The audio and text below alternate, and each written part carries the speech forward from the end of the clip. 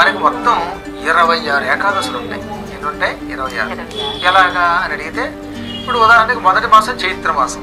చైత్రమాసంలో శుక్లపక్షంలో ఒక ఏకాదశి, అవునా? కృష్ణపక్షంలో మళ్ళీ అంటే పూర్ణిమకు ముందు ఒక ఏకాదశి, అమావాస్యకి. అలా ఎన్ని మాసాలు? 12 మాసాలు. అంటే మొత్తం ఎన్ని? 12 ఏళ్ళు 24. ఇది కాకుండా ఇంకో 2 మాసాలు వీరు ఎలా చెప్పారంటే అధిక మాసాలను వస్తుంటాయి అప్పుడప్పుడు. ఒక్కోసారి అధిక ఆషాఢం, అవునా? అధిక భాద్రపదం, అధిక శ్రావణం. అధిక మాసంలో కూడా 2 ఉంటాయి కనుక అప్పుడప్పుడు ఇంకో 2 కలిపితే 26. ఈ విధంగా ఏకాదశులు 26 ఉన్నాయి. అందులో ఎక్కువగా అయితే మాత్రం 24 ఉంటాయి, అధికం వస్తే 26 అవుతాయి. ఈ ఏకాదశులన్నిటికీ పేరుంది. ఉదాహరణకి జ్యేష్ఠ మాసంలో శుక్లపక్షంలో వచ్చే ఏకాదశికి నిర్జల ఏకాదశి, అంటే మంచినీళ్ళు కూడా తాగకుండా ఉపవాసం అంటే ఏకాదశి అని పేరు. ఇప్పుడు పుష్యమాసంలో వచ్చేటటువంటి ఏకాదశికి, శుక్లపక్ష ఏకాదశికి వైకుంఠ ఏకాదశి అని పేరు. అనగా శ్రీ మహావిష్ణువు పుష్యమాసంలో ఏకాదశి నాడు వైకుంఠంలో నుంచి ఉత్తర ద్వారం గుండా, వైకుంఠానికి దక్షిణ ద్వారం, ఉత్తర ద్వారం, పశ్చిమ ద్వారం, తూర్పు ద్వారం, 4 ద్వారాలు ఉంటాయి. నిజానికి దక్షిణం వైపు ద్వారం మనకు ఉండకూడదు, మనకుంటే అంత లాభం కాదు. దక్షిణ ద్వార రహిత వర్ధమాన ధనప్రద. ఎప్పుడైనా దక్షిణం వైపు తలుపు లేకుండా ఉంటే ఆ ఇంటికి వర్ధమాన గృహం అని పేరు. అంటే ఆ ఇంట్లో ఉన్నవాడికి ధనప్రద, డబ్బు వస్తుంది. వాస్తు ప్రకారంగా ఇంకా మనం దక్షిణం వైపు తలుపు పెట్టుకోకుండా ఉంటే మంచిది. ఇంకా దక్షిణ రోడ్డు తప్ప ఏమి లేకపోతే ఆగ్నేయంలో పెట్టుకుంటారు, అది గదిలేక. కానీ దక్షిణం వైపు మనకి పనికిరాదు, విష్ణువుకు ఉంటుంది. ఉత్తప్పుడు దక్షిణం నుంచి బయటకు వస్తాడు ఆయన.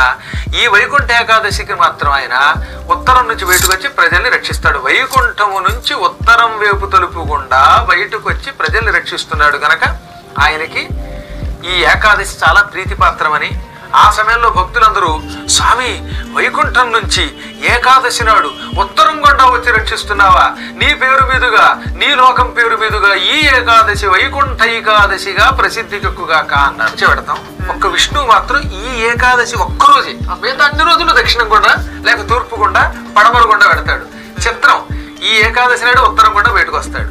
అందుకే వైకుంఠం నుంచి ఉత్తరంగా వచ్చేది ఒక్కటే గనక ఆ ఏకాదశి గనక దానికి మాత్రమే వైకుంఠ ఏకాదశి అని పేరు. హరినారాయణ గోవింద, భక్తపరాయణ గోవింద, పావన నామ గోవింద, పాప విరామ. పూజిస్తూ ఉంటే మనం మానవులమై ఉండి భూలోకంలో ఉండి ఆ మాత్రం ఏకాదశి నాటికి స్వామిని పూజించకపోతే ఇంక మన జన్మ ఎందుకు? అందువల్ల మనం కూడా ఆ ముక్కోటి లేక వైకుంఠ ఏకాదశి నాడు స్వామిని పూజించి తరిద్దాం. రాక్షసులను సంహరించి వేదాలను తిరిగి తీసుకొని ఉత్తర ద్వారం గుండానే వైకుంఠంలో ప్రవేశించాడు.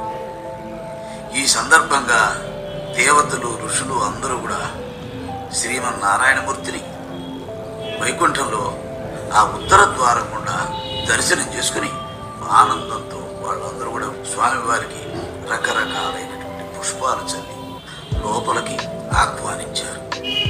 వేదాలను తీసుకొని వచ్చినటువంటి దానికి దేవతలు, ఋషులు ఆనందంగా ఉండటం చూసినటువంటి శ్రీమన్నారాయణుడు చాలా ఆనందంగా లోపలికి ప్రవేశించాడు.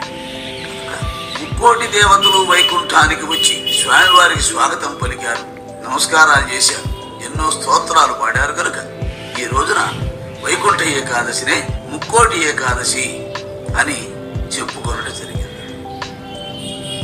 స్వామివారు యుద్ధానికి వెళ్ళటం, తిరిగి వేదాలతోటి తిరిగి రావటం కూడా ఉత్తర ద్వారం గుండానే జరిగింది. కనుక ఆ రోజు ఉత్తర ద్వార దర్శనం చేసుకున్న దేవతలు, ఋషులు ఎలా అయితే స్వామివారి దర్శనం పొందారు, అట్లాగే ఇవాళ అన్ని దేవాలయాల్లో కూడా ఉత్తర ద్వారం ఏర్పాటు చేసి ఆ ద్వారం గుండా ఉన్న ఉత్తర ద్వారం ఉన్న దగ్గర అలాగే ఉత్తర ద్వారంలోనే పెడుతున్నారు.